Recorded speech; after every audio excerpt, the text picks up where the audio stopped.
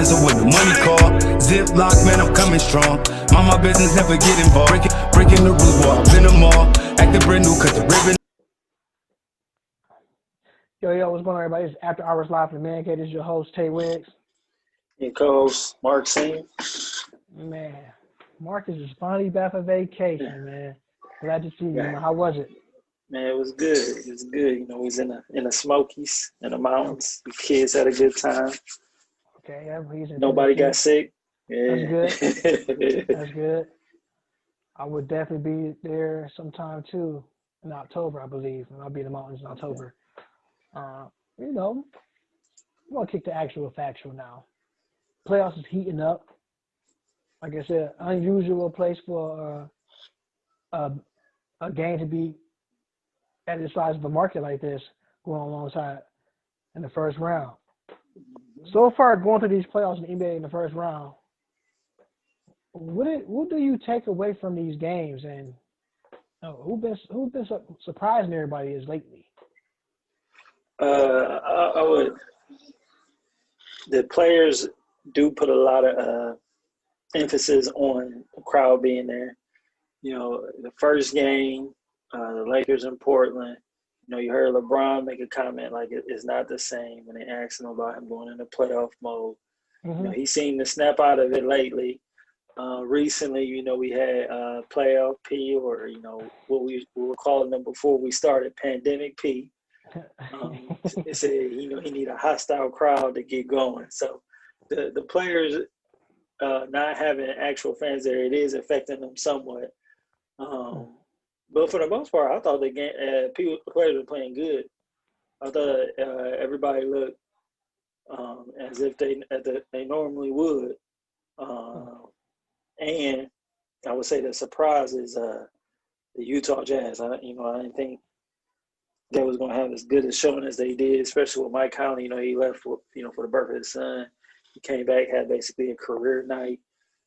Denver Nuggets was supposed to be one of the top seeds in the West, and now they on the brink of elimination, like, because of, you know, Donovan Mitchell and Mike Conley and who else is on the team? Rudy Gobert, you know, and they don't even got one of their key acquisitions, Bogdanovich, you know, who decided not to come. Mm-hmm. If they would have had Boban, to be honest with you, probably you could say a sweep, because Quinn Snyder got the Utah Jazz rolling first and foremost, what you said about everybody in the playoffs. But I ain't gonna say they're a surprise team, but when I knew Mike Conley was coming back, I already knew that the Denver Nuggets was gonna be in trouble, because Denver Nuggets are missing a couple of their guys too. No Willie Barton, no Gary Harris. So you're not really getting that punch that you really need for those two guys. And also, when we talk about pandemic Paul, it's another pandemic Paul we could talk about. Paul Millsap. There's something about these Pauls, man. You know, you got Paul Pierce, the hater. It's pubic Paul. It's only one Paul that's been playing good. And that's Chris Paul. But we talk about him later. But the pandemic Paul part 2, and up there in Denver, is Paul Millsap. Normally, Paul Millsap is the guy that we've seen that play for the Hawks that can get you 27, get you 25. But in the last couple of games, he has not been playing like Paul Millsap. So when you look at Paul Millsap, what he's supposed to be doing out there, you know, he's supposed to be that other guy that can get guys woke up out there on the floor. And like I said, you're missing like Willie Barton. So your other scorers now been Monte Morris. You know, one thing about Monte Morris and Denver Nuggets, he's an volume shooter. He's very selective on the shots that he takes, just like Jamal Murray. Now, we've seen Jamal Murray put a 50-point game, and so has Donovan Mitchell. But the whole thing is, Jamal Murray, like I said on the IG, if the Denver Nuggets want to win this game, Jamal Murray has to get off to a quick hot start early. You can't start the game off cold then finish hot. Nope. You can't do it. Yeah, not especially something I didn't mention in the opening. Is really not no home court or away court. Exactly. Home or away. You know, it's real neutral, even though they changed the decals on the floor Okay. and the logos and the signage. They still playing on the same court. So you don't really get that advantage, you know, of playing at altitude like in Denver or like in Portland where you got the crowd at the Moda Center going nuts. You don't really got that. So this is truly, are you better than this team? Or is this team better than this team? Is no, you taking out some variables. Exactly, because it's unfamiliar ground, and you want these guys to perform at his best. And you, like I said, you look at game one with Paul Millsap, dude had 8 points, 3 for 10, right? So you're looking at that game one, like, I need more from you as well. Then you go along to his game two, he got 5 points to go along. He got 5 points, and he was 5 for 10. So you're not going to win like that. Then you look at his other game, he put up another 8-point performance, and he was 3 for 5. So the whole thing out here, I don't think he's really in the rotation like that to get his shots up. But this is a guy who's supposed to have playoff experience, and he's not getting his looks. Another game, he had another 8-point game. That was game 3. But you look at game 4 performance from Paul Millsap, he had 16 points, 6 for 13, which is better. So the whole thing is, can he do it again? So you look at him, he scored 8 points twice in this series. I have to. So you score 8 points twice, going 3 for 5. Like this ain't the Paul Millsap is the same. And their keys to victory tonight would be, I said it before. I said if Denver want to win, I said Donovan Mitchell got to come out and play like a Donovan Mitchell. I said the whole thing was get Mike Conley back into the bubble, like you said, Marcus, before, and make the game much easier for them. For him, he don't have to do as much, and he don't have to handle the ball that much. So all he doing is now setting roll, being pick and roll and screen, and coming off the screen and hitting knockdown shots. And not only shots, he played defense. Very underrated. Yep. That Conley, he is very underrated on the defense. He's just like an overall point guard. And now he got playing next to someone dynamic as Donovan Mitchell. And then you got a defender, a big down there, you know, similar to what he had in Memphis with, you know, Zach Randolph and Marc Gasol. So he used to playing with bigs, but it's that second guard that I think has really alleviated both him and Donovan Mitchell to, you know, having big scoring nights like they had against, I would say, a more younger, you know, backcourt in Denver. Right. And you're definitely right about that. You said Mike Conley's definitely used to playing with bigs. But like you said, he got a 2 guard. He never had that off guard that he needed as a scorer. Your off 2 guard was considered Tony Allen, who was not a scorer. He was considered a straight defensive man in the league. So now you got that in a two-way player in Donovan Mitchell. Like I said, it makes the game that much easier for both those guys in the backcourt. Like I said tonight, I'm definitely picking Utah to win this. This series is over. Yeah, I agree. And their bubble will be burst too. So now to the Dallas Mavericks and to the Clippers in this series. Okay. Man. Doc Rivers and Paul George and Steph Curry. Steph, look, younger brother. The game was getting this been a chippy series, if you ask me. Yeah, it has, man. They had a couple, but this play semi-brawls. Yeah, this is a young team. That bully basketball stuff is not working.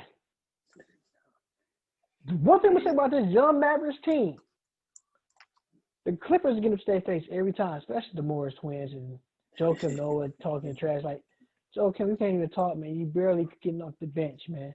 I didn't even know it was a team until they did a quick shot of them going on halftime. Like, oh, Joakim Noah. I forgot about him. But this is supposed to be, let's be honest, the reason why the Clippers are in this situation they're in, let's be honest, their best defender is not even 6'5". It's not even 6'3". Probably 6'2" on a good day. That's Patrick Beverly. Mm-hmm. So you missing Pat Bev out there? Patrick Beverly will be him if he was able to play. We already know who he's guarding. Luka all day. Oh yeah, for sure. To make him frustrated. And for Paul George to be even just to be talking trash, like we said, to be talking trash, you can't because your last 3 games are been awful. If he was an earthquake, we wouldn't even feel it. That's how awful it would have been. It wouldn't even tick on the Richter scale, huh? No, not even. I wouldn't even get one of these. The one of them Hueys. You know what I'm saying? Rest in peace, Huey. I wouldn't even get one of these dropped to the floor. But on the real side of things, we was going back to the Clippers and Mavericks again, from Pandemic Paul, playoff P, playing poorly.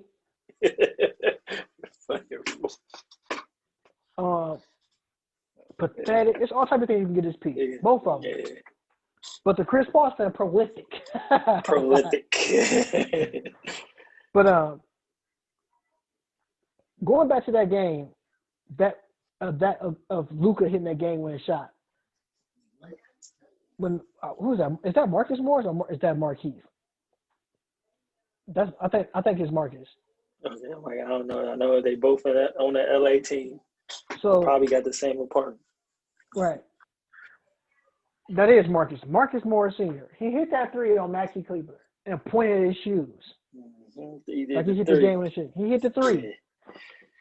He lucky. I mean, I ain't gonna say we already know the game got soft. The game got soft, but realistically, a ref could have called him on a taunting foul. Mm-hmm.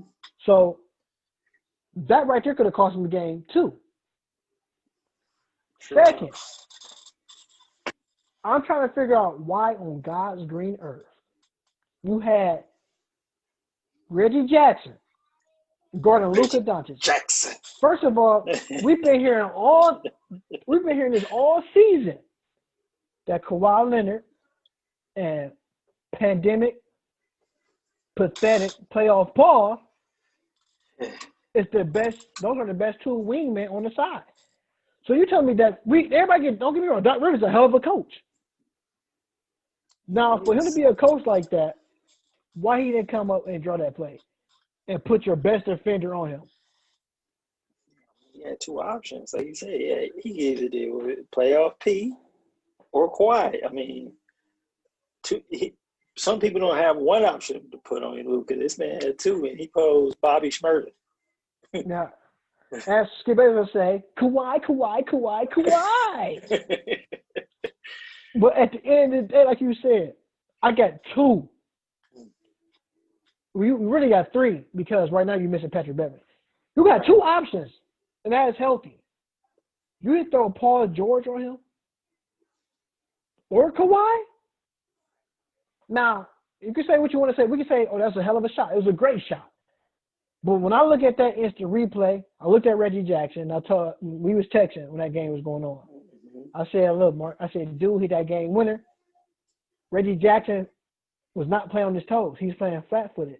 Once Luka said he was flat-footed, and you go back and look at the instant replay, you can pull that clip up on YouTube, his eyes, you can see Luka's eyes go like this. So, oh, I got you. You flat-footed. Hit with that boom, boom. Then hit it with that step back. I said, that's going in. That boy went straight in cash.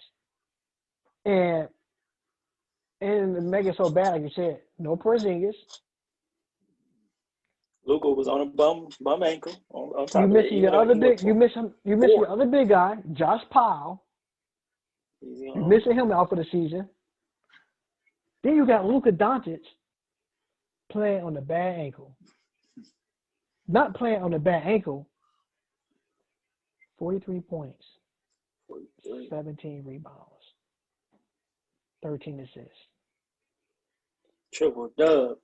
That's a huge triple double. That man put up 2K numbers. That's a my player build. Trying to get your my player ready to go into the regular season. And like I was saying, going back, they said that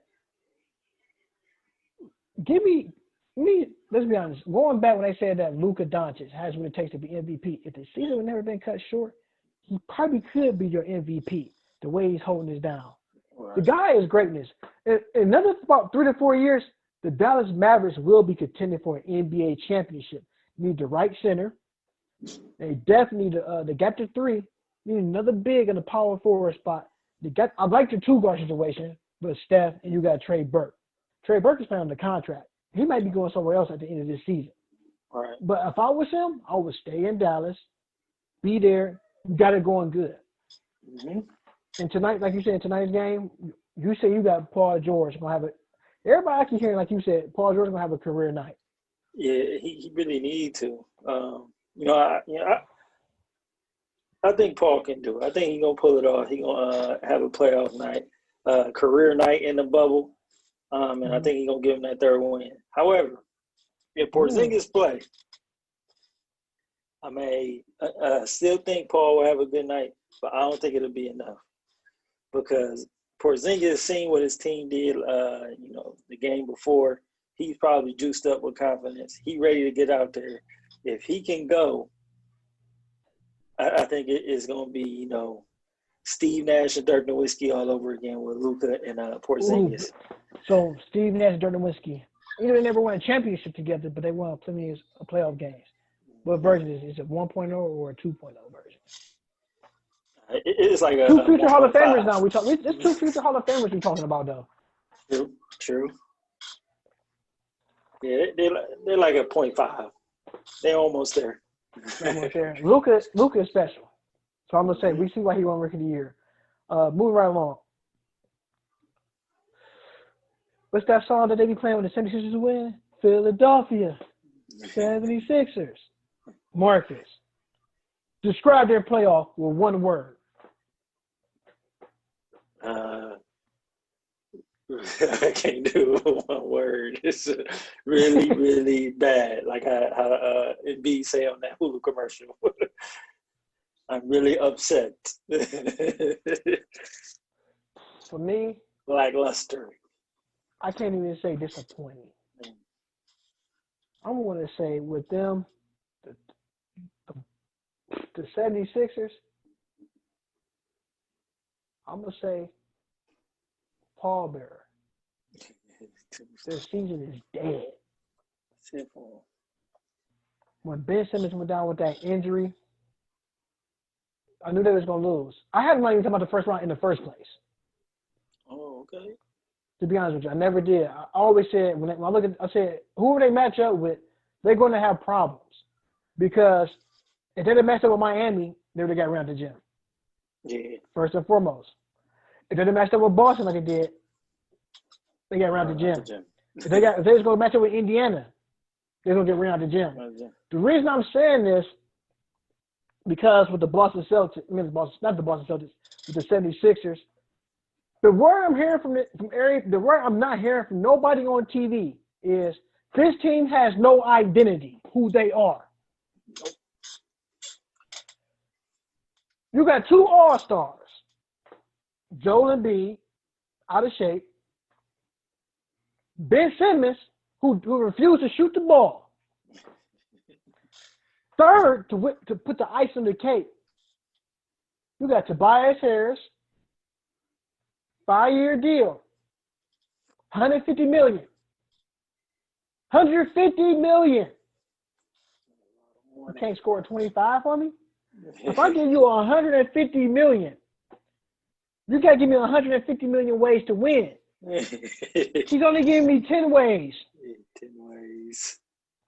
3-ball, jump shot, post moves, a rebound, a shot block, a steal, assist, a free throw. 10 ways.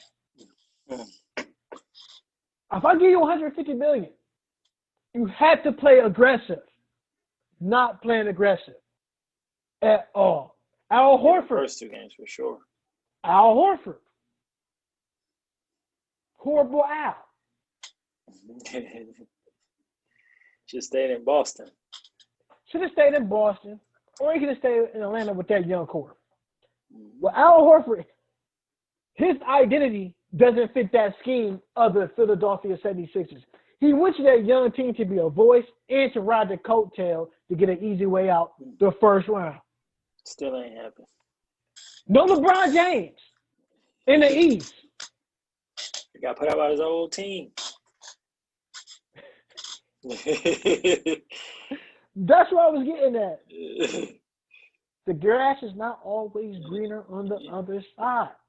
Al Horford should either stay with Boston, or if he's going to go to the East and he want to play for a title contender, he went to Milwaukee. Milwaukee or Toronto. Or Toronto. Because those two teams we just named fits him. They give him the ball. If you, I can't knock him for not having a good playoff series. But when you're a big man, Joel Embiid is out here taking fadeaway shots on Kemba Walker from the free throw line. That's terrible. Hey, that's a back down and a layup. Is that the process that we watch? Yeah, we watching the process. Yeah, the process of elimination. Now, me and my wife are saying, watching his commercial, Joel Embiid, I told my wife, I said, in this microphone I got, he is not worthy of having these NBA commercials. No, to me, he's not a superstar. He has the potential to be the greatest big man in the league. I can't say the greatest of all time because he can't get the first round of playoffs. He has the potential to be one of the greatest of all time if he take his craft serious. They need a real traditional head coach. We knew Brett Brown was getting. I knew Brett Brown was getting fired before the season even started. So, these are coaches that can fit them. Elton Brand said he don't want to break up Ben Simmons and Joel Embiid. He said that. That's their GM. Everybody know who Elton Brand is. Former Duke college basketball standout, former NBA player. He's a former Sixer too, right? Right. Exactly. If they get the right deal, somebody is getting dealt. Oh yeah, for sure.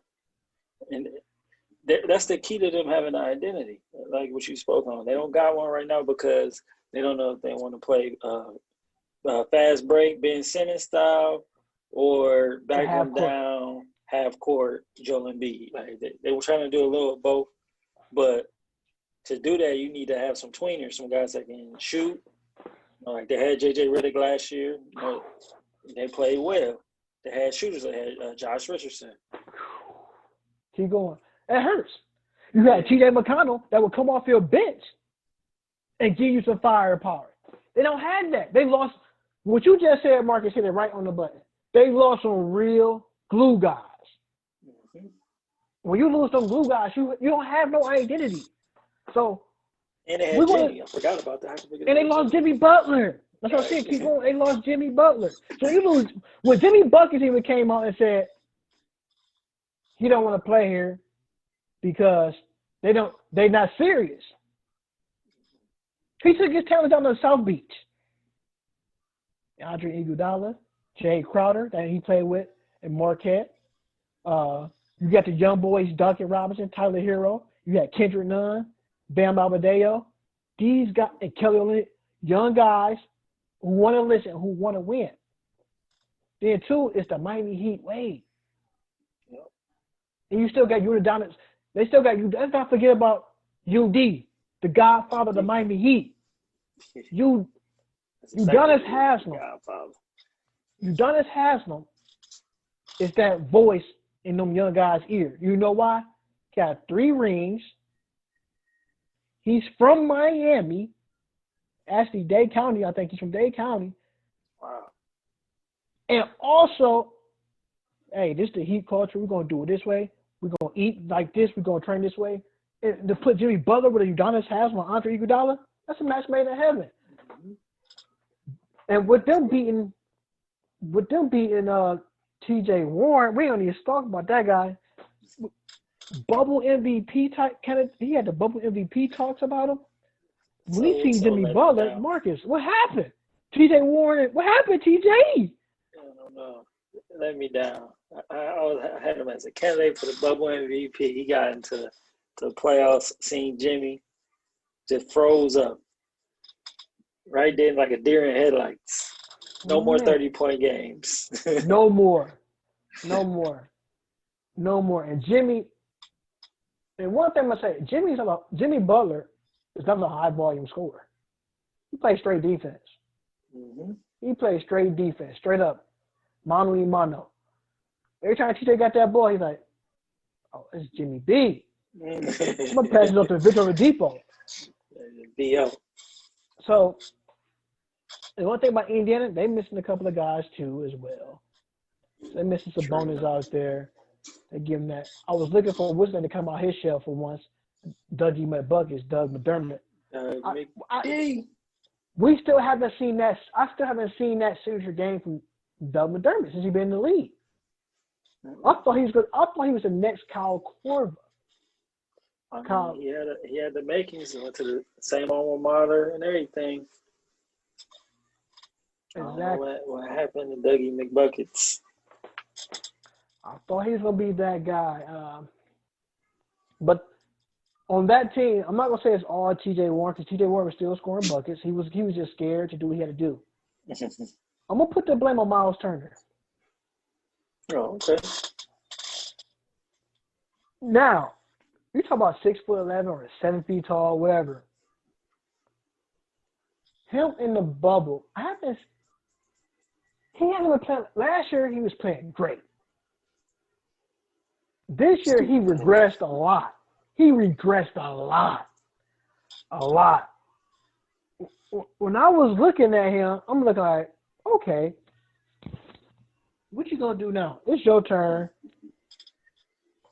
You on the contract year, and I'm looking at you're gonna have one of these breakout playoff games that everybody has not had one. He was barely scoring 8 to 10 points in some of these games as a big man. When you look at when you go to game one, I'll put up his stats for you. Miles Turner had 9 points for 32 minutes, 4 for 11. You can't win like that. They lost. What Bam have? Bam, Bam is outplaying him. Like a foot shorter than him. Bam in game one had 17 points, 10 rebounds, 6 assists. That's game one. Getting outplayed by somebody that's not the same height as you. He's an undersized big man. So you go to game two where the Heat won again. Bam Adebayo had 7 points, 5 rebounds, 4 assists. Played 32 minutes, 3 for 7. Miles Turner had 17 points, 8 rebounds. He played, missed one shot. He was 7 for 8. These last couple of games, Miles Turner had 15 and 12. Bam had 22, 11, and 5. Every time he come up with a game, he just get outdone. Then Miles again. Miles Turner had 22 and 14. Bam had 14 points, 19 rebounds. So the whole point I'm saying, you get outplayed by a younger guy, second year in the playoffs. First year he made it as an NBA All-Star. He's out rebounding you. He's out hustling you. Hustling. The one thing I'm gonna say about the big man, everybody can say there's no such thing as a big man in the NBA. It is. They all want to shoot threes. I don't. They all do. I mean, you 7 feet tall. That's why I got a point guard, then a shooting guard, and a small forward for that. Power forwards, centers, please play in the paint. I guarantee you, what the Lakers are doing with some of their big men and other teams, Anthony Davis might take 2 or 3 of them out the game, and that's it. He be trying to play he play inside. JaVale McGee is not leaving out there. JaVale McGee gonna stand in the paint, dunk on you, get 3 seconds, whatever. Dwight Howard, same thing. Dwight Howard, same way. I thought I should have seen more from Miles Turner as well. Malcolm Brogdon had to do his best that he could. He couldn't shoulder the load. And Victor Oladipo is really playing hurt for real. I don't think he's 100%. No, I didn't think he was gonna come back. He said he wasn't. The next thing you know, he's in the bubble lineup. I can say this. I'm gonna say it right now. Victor Oladipo probably will be a Miami Heat player next year. That'd be the two best defender wings. Jimmy and Victor Oladipo. Those guys are feisty. They're feisty on that wing, and they get buckets. Right. It take a lot of Jimmy Butler too, because that put him back like in the Chicago Bulls mode. Because when Jimmy Butler's scoring on the best defender, he don't get tired offensively. He gets them cheap, easy buckets too when you go to sleep. He's known to hit a game winner or two on you too.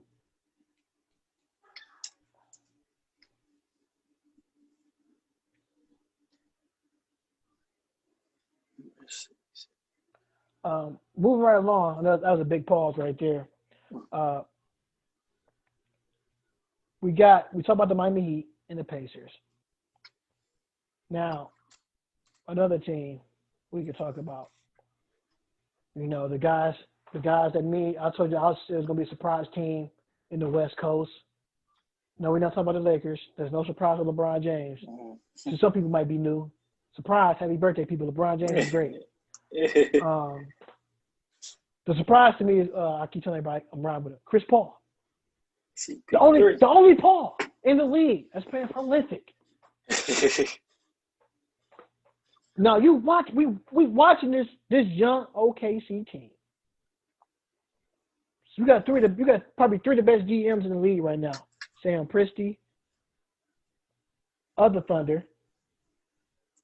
The second GM would be probably Masai Ujiri. Yeah. Of Toronto. And the third one. I'm probably gonna say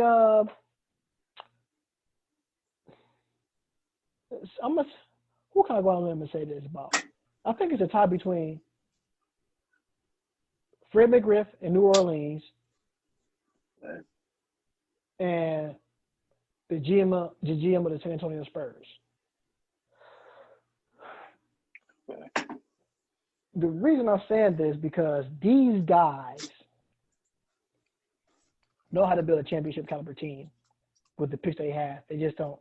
If it don't work, we're not gonna give up on them. Send down to the G League or D League. They come back, train them up, and groom them. They develop their players and groom them up, which is nice. Now, speaking of Chris Paul, just for the record, they sent my man down there to die. Wither away. To die. Remember, that roster was different last year. Mm-hmm. Westbrook, playoff P. It's like the circle of life. No. Chris Paul not playing good. Not Chris Paul. Paul George, which the Thunder traded away 5 first-round draft picks. The Clippers gave away 5 first-round draft picks. 5 to the That's Thunder. a starting lineup. Yep. Said, you know what? This was Paul George's work. Sam Presti, man, you worked in that magic. I got 5 draft picks from Paul George. And still First of all, playoffs. It was a steal. And he lost. Look, Marcus. Lost. Paul George's not playing that good. And no make it look bad. They knew Paul George's shoulders are not the same. They definitely ain't. You trade away Russell Westbrook. I think they got 3 first-round draft picks from him. And he's not even playing because he's hurt. Right. And guess who's playing? Little old Chris Paul, the bulldog, the captain, the floor general, the leader is still out there. Still out there. And he's older than both of those guys. Right. And he's playing with SGA, Steven Adams, Dennis the Menace Schroeder, Darius Baisley. He's playing with young guys, Andre Roberts and all these guys. He's playing with younger guys. He's the elder statesman on that team. I'm going to say this right quick. I ain't going to sound like I'm preaching. But with Chris Paul, do you know all the teams that Chris Paul been on, he was playing on teams. He made every team that he been on great or good enough to be in the playoffs. And those teams weren't playoff teams the teams he been on. Right. So every team he's been traded to, became. yeah, every team he's been traded to, he made them playoff teams. Right. I know people probably saying, well, the Thunder, they've been in the playoffs, the past couple of years, but they've been in the playoffs with either Russell Westbrook or Kevin Durant has always been on the team. Right. And now those guys are gone, and they still there. And like you said, and James Harden, Serge Ibaka, they had superstars on those teams. Mm-hmm. At least one or two guys. Chris Paul is the only All-Star on that team. A superstar too, to get him over that hump. Like I tell everybody, he's doing it in the West first and foremost. So just imagine if he was in the East, what he'd do in the East with that record. With that record, he's won what 40? What they won 40 games or 45? They won 44 games. So they won 44 games in the East. That's like third place, man. That's like you saying Chris Paul, to me, is an MVP candidate. Just like everybody says, yes, we know it's going to be LeBron James and probably go down to Giannis for the finalists to be head-to-head. But when you look at the nature of this canvas that Chris Paul is painting with these guys, he don't get no MVP praise talk. Me and you've been talking about Chris Paul being the MVP talk for the longest before All-Star break. For the pandemic. Right. Everybody talking about him being the MVP candidate, like you said, after the pandemic or going right into All-Star break or around that time. We've been saying this for day one. I told you when we did this stuff. I said, who the team to watch out for? I said, OKC Thunder. I said, they saying Chris Paul to die. I said, he's going to prove all the haters wrong. I said, look, don't be surprised. This man had this team about the 4th or the 5th seeded in the West. And look where he is.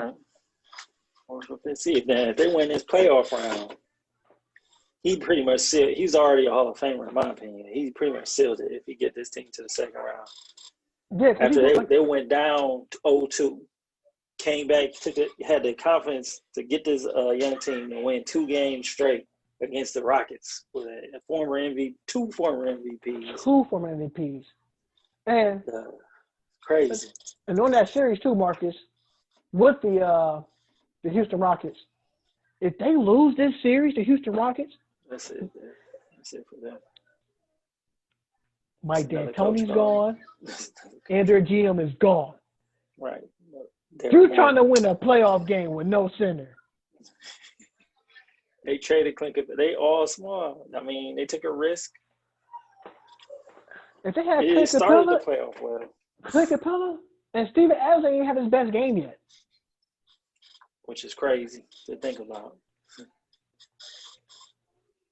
And that game tomorrow night, if the Rockets lose, Houston, they in the same predicament as the Clippers. It's gonna get real hectic if they lose this pivotal game 5.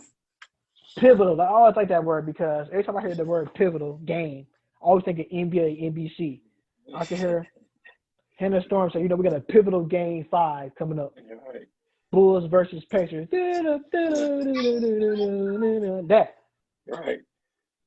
If they lose this game and Chris Paul, like you said, Chris Paul walks on and beat the Houston Rockets with the firepower that the Houston Rockets is supposed to have, Chris Paul is for sure first time Hall of Fame ballot. For sure. You can't deny him. You can't deny that. He took a team, like you said, he was sent there to die. This team was not even expected to make the playoffs. They trading for assets, and they still not only make the playoffs in the West, they get top 5 seed, and they win a first round game against a supposedly much better opponent. And you talk about blowing the game. Why did James Harden pass that ball to PJ Tucker? This is not the first time he had moments like this in the playoffs. He had a blunder for real. We also talk about J.R. Smith and A blunders. Man. All right. You got the Los Angeles Lakers going up against the Portland Trailblazers. And what your boy Charles Barkley say on TV?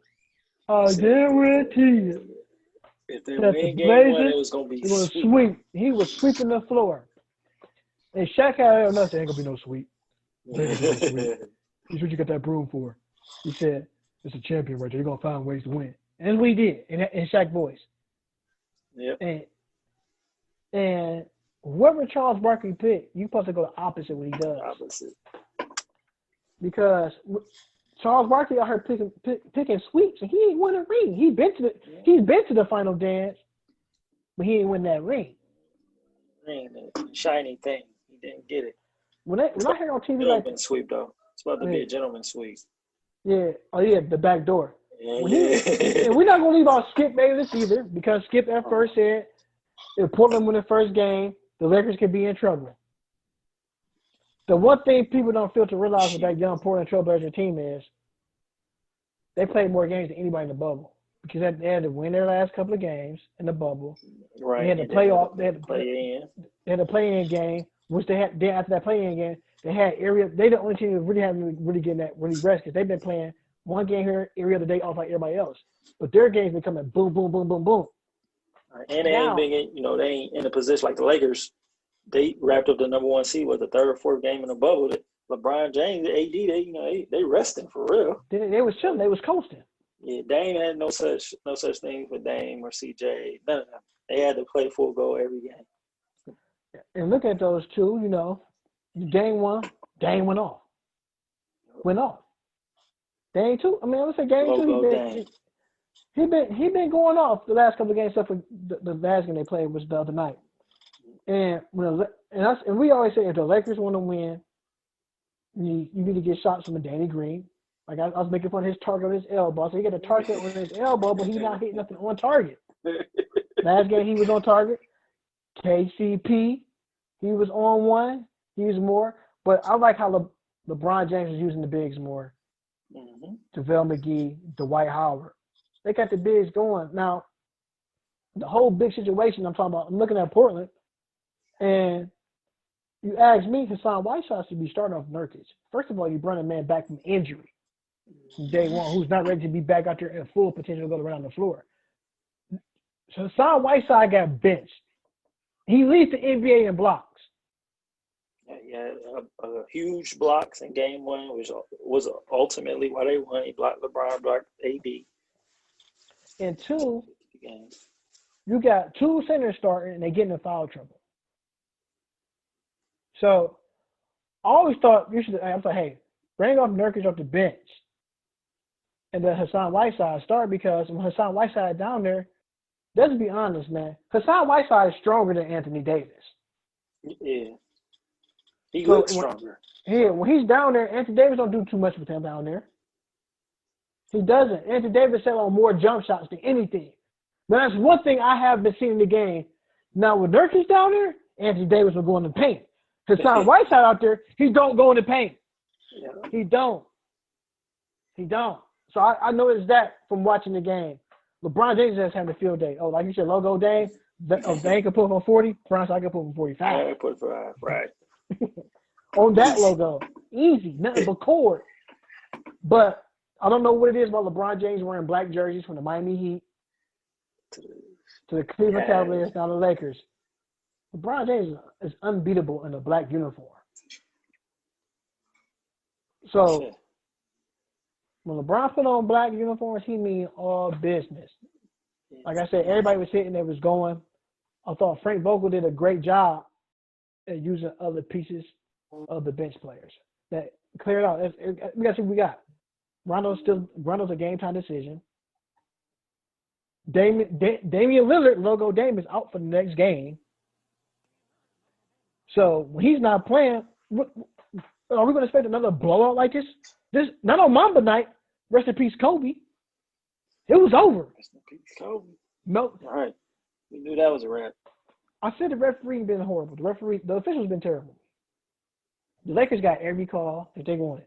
I'm not going to sit here and not going to sugarcoat it. They got every damn call that they wanted. Portland couldn't even get a call.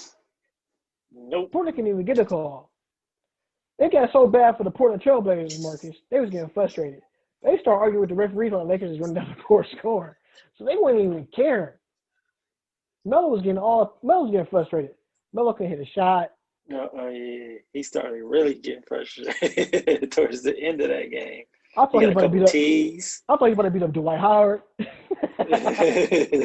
Dwight Howard like he was pointing in his face. Yeah, right. Dwight Howard was like, well, chill, bro. Like Carmelo Anthony wanted Carmelo, all the no. smoke. Like, dude, No, I'm from Baltimore. no. Demetrius, he wanted the smoke.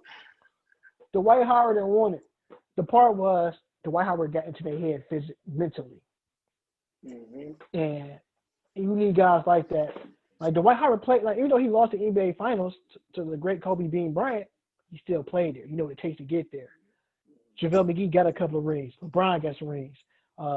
Danny Green got the hardware. J.R. Smith got the hardware. So these guys that he got on the team, they been there before. We still went for J.R. Smith that had that signature game, and we know what's coming. But at the end of the day, when J.R. Smith was on the Cavaliers, when they just won the championship back in 2016. His first round was rocky. So I'm gonna let everybody know that, fans. This first round was rocky. That second round, he started to catch fire. Third round was like, once he got to the NBA Finals, to that stage, that third round, the lights came on. He's going to D up for you. He will hit cut shots, and he will come through. The crazy part about it, he hasn't been hitting consistently. Now, when he start hitting them three, 4 in a row, it's a wrap because you're going to be on one. Because J.R. Smith, the only guy in the league I know who could throw something stupid, and it goes in. Right. Yes. You know he going to do it. You know he going to have a couple like, wait, why you shoot that? And it's going to go in. Like, oh. That's why he shot it. So right. We look at the NBA draft with these picks, Marcus. You know the Minnesota Timberwolves got this pick. Was you shocked to see the Timberwolves with number 1 pick, or you was more shocked to see the Golden State Warriors with that 2nd pick? I was more shocked to see Steph Curry with cornrows. Wow. With his stingies. No, I'm not just playing. I was shocked to see Minnesota get the number 1 pick. I wasn't shocked at all that the Warriors were number 2. I really thought it was going to be the Cavs and the Warriors. Kind of how it's been like the last 4 or 5 years. The Cavs and Warriors always head to head at something. Mm-hmm. So when the Cavs went to 5, I was going to be shocked whoever was 1 and 2, because those were the worst team, the Cavs and Warriors. I think Minnesota was the 3rd worst team, so it may be justified. I thought not the Kings, but the Warriors had the worst record in the league. Yeah, so it's the Warriors, the Cavs, the Knicks. I thought the Knicks would end up in the top 1 or 2. I know you seen the pod. I sent you that link to that. The Knicks can't get a break, man. Nope. They been trying to get number 1 pick since Patrick Ewing. Since the 80s. It doesn't, I don't know what it is. The ping pong balls do not like New York. And Stephen A. Smith, New York. We can't get a break. I'm not going back to the Garden. But realistically, I'm hearing that the Warriors may shop that pick just like the Cavaliers.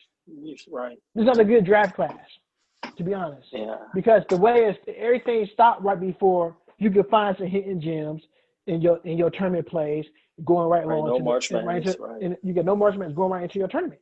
So with no players, like, man, you probably had the guys on the cusp of being a breakout guy. We don't know. All you hear is about Anthony Edwards, James Wiseman, LaMelo Ball, and Obi Toppin. Mm-hmm. These the only 4 names that you hear. To be honest with you, I don't even know if any of them is good for right. So the Warriors, man, Warriors and Cavs. You're talking about 2 teams that was in the NBA Finals not that too long ago. These guys find their way. 2 years for the Cavs. The Cavs these 2 teams found themselves in the top 5 for NBA picks.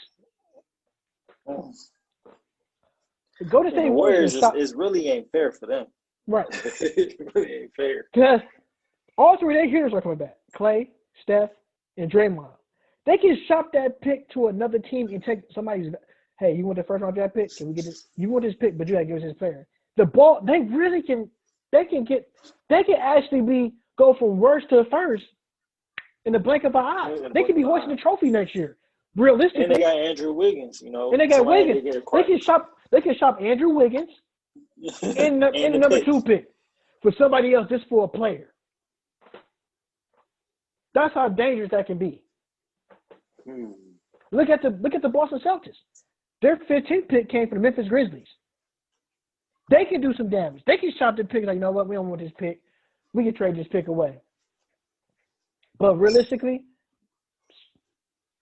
if I was the Warriors, I would trade that pick away, the second pick. I would get somebody's big man. I gonna get like they can go get to the Portland Trailblazers. Hey, we take Whiteside from you. Whiteside. There's some bigs out there. But Marcus Aldridge, I think he's available.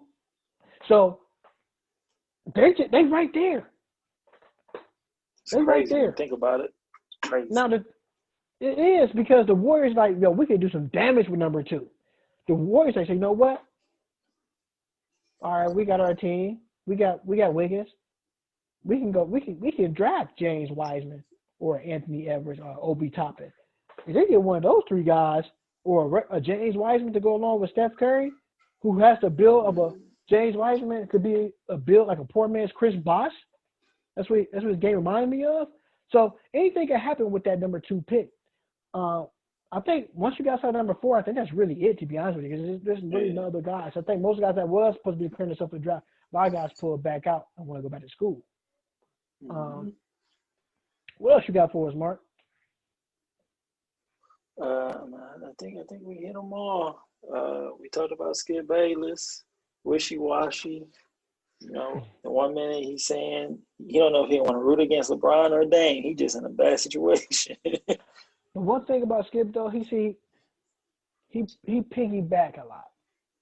I'm not gonna sit here and bash the guy because I can't sit here and bash the guy. I don't even know the guy for real.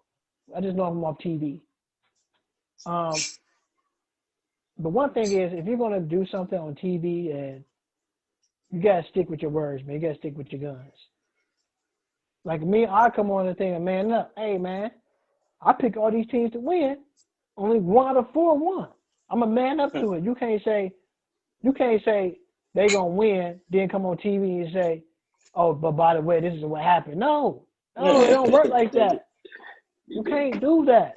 Like Charles Barkley, just sitting there. Like, Charles Barkley, he said he admitted to it. Skip, if KC, like he said, for instance, KCP had a great game, and Danny Green had a good game, then he's gonna say, well, only reason why the Lakers won because they got all the calls because it was Mamba Day. If that was the case, that may be the Portland Trailblazers when they got down 15-0 early, it was a wrap because they wasn't into basketball. Their minds were running about the referees.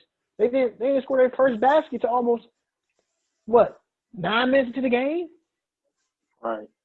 So, 3 minutes. 3 minutes into the game, they scored their first basket. So, you're not going to win like that. You're not going to win like that. And it's kind of tough to see. The NBA going to be tough for them guys if you want to win. Don't know what to say. Don't know what to say. Like, you got to win. Win or go home. It's truly what it is. LeBron James is on a mission. He looked like playoff. He looked like Dark Mode Zero LeBron yesterday. Yeah, and that's the crazy thing. We haven't seen Dark 30 Zero LeBron. Yeah. But before we go, I forgot about the Milwaukee Bucks. Chris Middleton, man, he been having some shaky playoff appearances for the last couple of years. He ain't Special K. Shaky. Not Special K. Special K. I always call him the poor man's Michael Redd because they were the same number. Exactly what he is. That's exactly what he is. Because every time I see him, that's what I think. Like Michael Redd out there. Michael Redd is money. Him? State.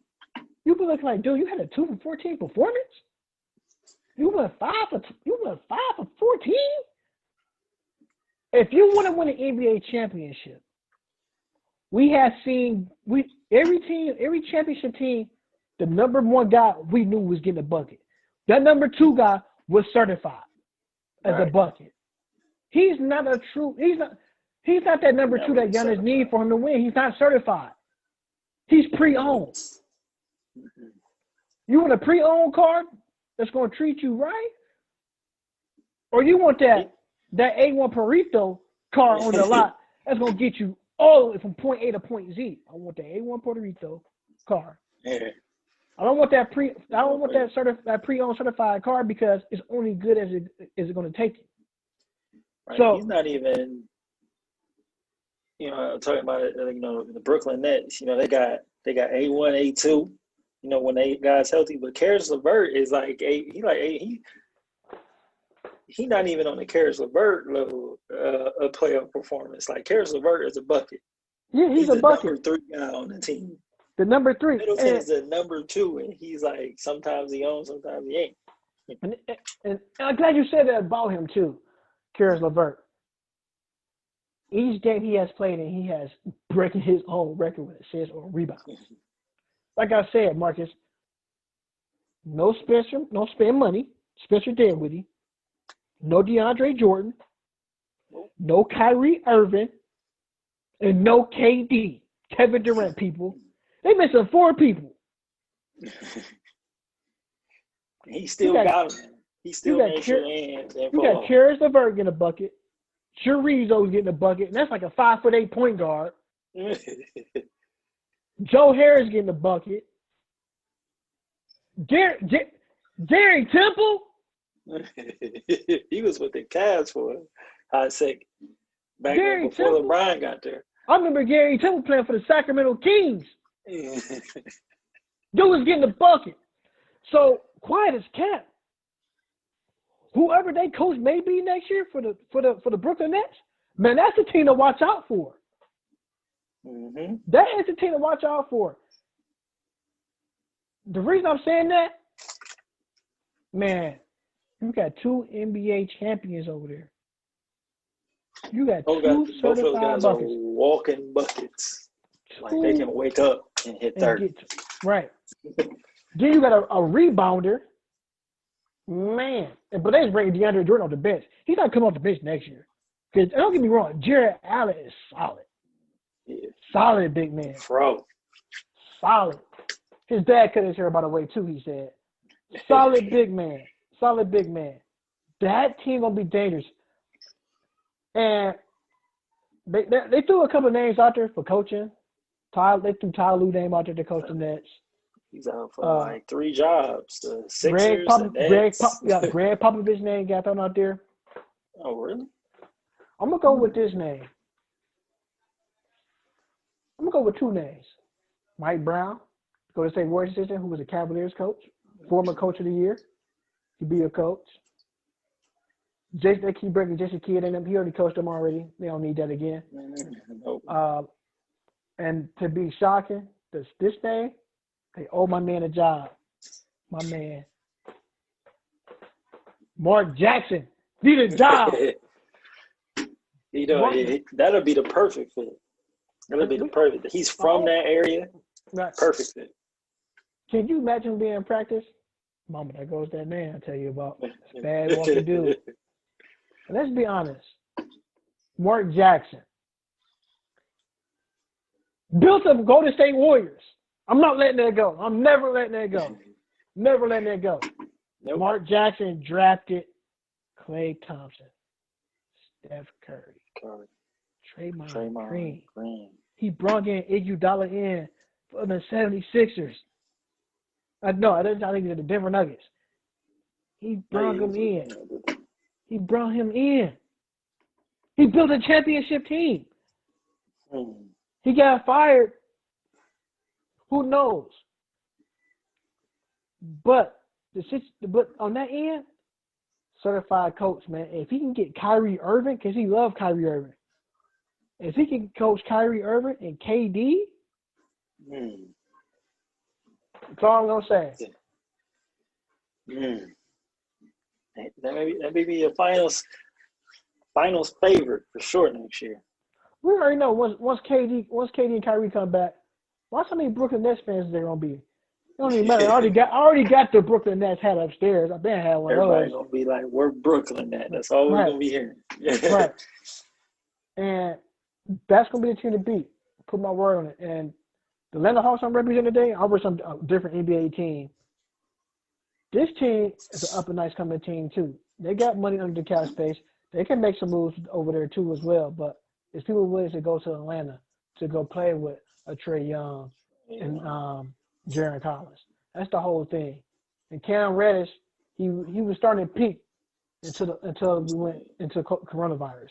So a lot of things is happening. We want to see what's going to happen in the next couple of weeks when they do this NBA draft and stuff once they get to that road. Y'all know who I am. Tay Wiggs. Mark Senior. This is After Hours Live from the Man Cave. We out of here. Peace.